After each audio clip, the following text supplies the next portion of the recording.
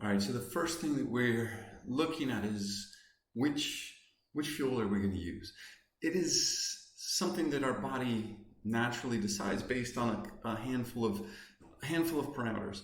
First thing, intensity of the exercise, and that's what we're going to see with the Roman paper, is that as your exercise intensity goes up, you're going to shift from using fat as a fuel to using carbohydrate as a fuel. Part of that is because of what happens with your sympathetic nervous system, because your sympathetic nervous system is going to drive reactions within your muscle that's going to cause you to break down glycogen faster. It's going to cause reactions within the adipose tissue that's going to cause lipolysis at a low level. And then at a higher level, what we're going to see is that it's going to cause changes in blood flow. And that's going to be another important component of which fuel we use. Our diet and exercise history. Our diet history, because if we are on a high-fat, low-carbohydrate diet, now we've got lots of fat and low carbohydrate in our body. So when we go to exercise, we're going to use more fat as a fuel and less carbohydrate as a fuel. That's completely normal and it's completely natural. Our exercise history is going to be important because one of the places that we're going to use fuels, we're going to convert those fuels into energy or ATP, is going to be within the mitochondria. So the more mitochondrial mass we have, the greater the amount of energy that we can produce using oxygen. And so if we don't have mitochondria, we can't use oxygen to produce energy as well. And so therefore we're not going to use as much fat because you can't oxidize fat without oxygen, without mitochondria. The other thing that intensity exercise does is it tells us which muscle fibers we're using. If we're going at a low intensity and we're just going trotting along, we can use slow and some fast fatigable or fast fatigue resistant muscle fibers. So type 2A muscle fibers. If we're going as hard as we can, now we're getting bigger and bigger motor units. And as we go harder and harder and harder, those bigger and bigger motor units have fewer and fewer mitochondria. And the result is we're going to need to use more glucose as a fuel. Blood flow is going to be absolutely essential because you have to, if you want to use fatty acids from the adipose, you need to be able to circulate those fatty acids properly. And as you go up in exercise intensity, that's going to change, and I'm going to show you that today. And the last thing is what your glycogen stores are. Because if you are glycogen depleted, you're not going to use as much carbohydrate. So if you've been on a ketogenic diet, taking in less than 60 grams of carbohydrate a day, and now you go out to exercise, well, you've already dropped your glycogen stores significantly. So you're not going to be using sugar as a fuel to the same degree. All right? So all of these things are going to combine into this magical formula that tells us whether you're using fat or carbohydrate as a fuel. All right? So let's take a look at how this works. So this is how much carbohydrate you're using at different intensities, again, from the Roman paper. And so this paper is really interesting because what you can see is carbohydrate utilization at 25% of maximal exercise intensity.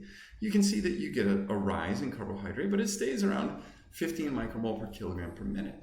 As you increase your exercise intensity, now you're going at 65%, now your carbohydrate utilization goes up and it continues to rise throughout the 120 minutes of exercise. But it only reaches a peak of about 35. So you're getting about 35 micromole per kilogram per minute. Now let's look what happens when you go up to 85% maximum intensity. What you can see is the exercise is shorter, first of all, because you can't maintain 85% for 120 minutes. You can maintain 85% for 30 minutes if you're a fairly well-trained athlete.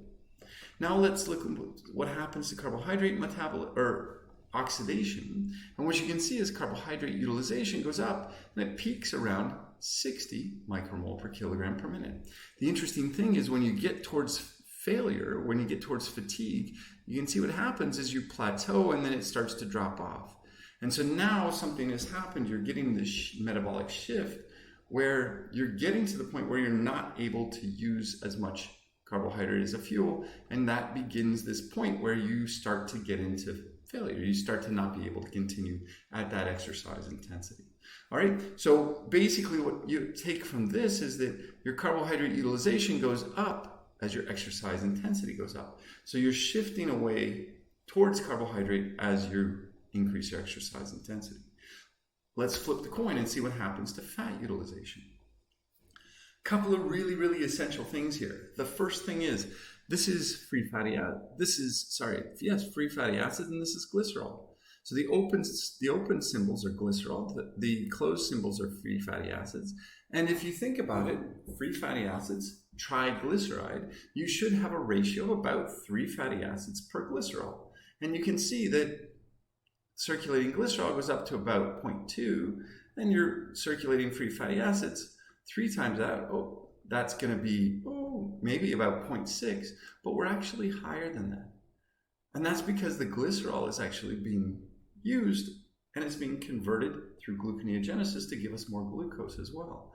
So you're using some of the glycerol at these low intensities, but you can see that you've got this nice, fatty acid use doesn't really increase because metabolic rate doesn't really increase that much, but you're using, or you've got accessibility to lots of fatty acids.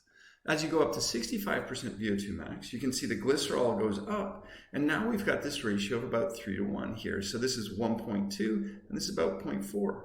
So that means we've got this 3:1 ratio. So we're not, early on we maybe are converting some of the glycerol into sugar, but as we get up and we go for longer, basically the intensity of the exercise increases, now we're not using gluconeogenesis as much using this glycerol, and you can see this ratio of 3:1 of fatty acids to glycerol. At the end, you can see it's dropping down. So you're decreasing the fatty acids even though the glycerol is staying consistent. And that means that there's some sort of stress here that's happening at the end. And you can see that stress is there because at the end of exercise right here, there's an immediate increase in fatty acids, whereas there's a decrease in glycerol. And so again, this is telling us something that's happening after exercise. So at exercise intensity of 65%, we're still using good amounts of fatty acid. There's still good fatty acids there. You can maintain that out until this period where you're starting to no longer be able to maintain that exercise intensity. Now what happens at 85% of VO2 max?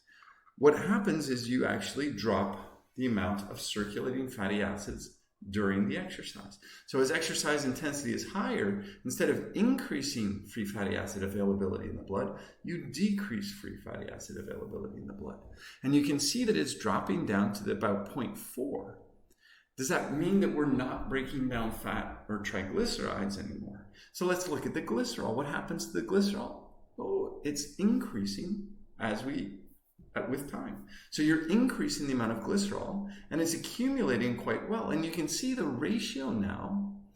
We're going from 0.4, and instead of being 0.4 to 1.2, which is what you see here at 0.4-ish to 1.2, now what you're seeing is 0.4 to 0.5. So you've got lots of glycerol and not much circulating fatty acid. And this is one of the most interesting parts of this paper. There's one little section in here, because what that means is 2 things. One is the glycerol is accumulating. That means that we're breaking down fat. We're breaking down triglycerides and producing glycerol and free fatty acids. But why don't we see the free fatty acids circulating at this intensity?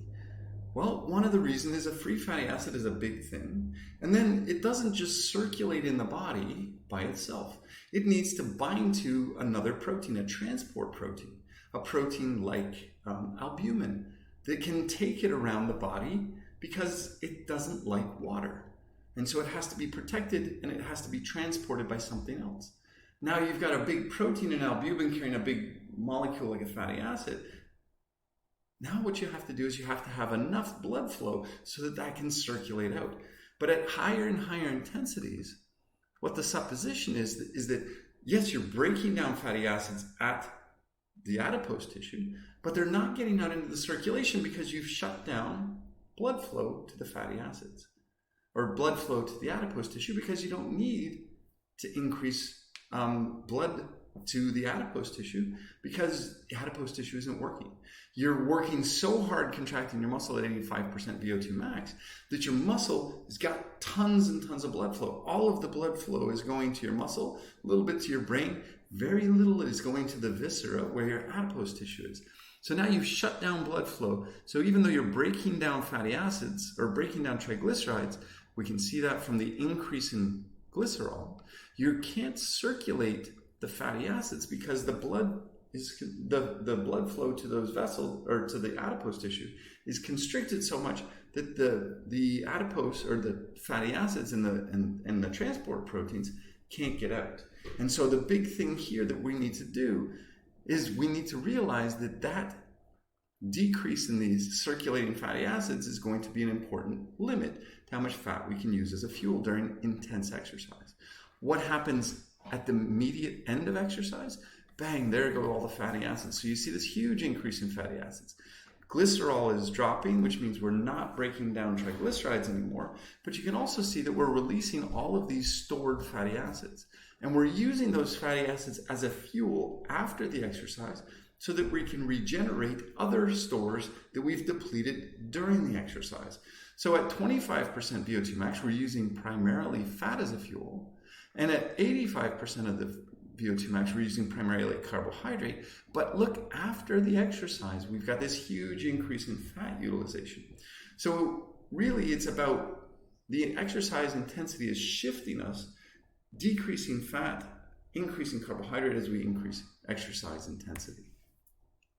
And you can see that much better here. And this is just telling us all of the different things that were oxidized during 25%, 65%, or 85%.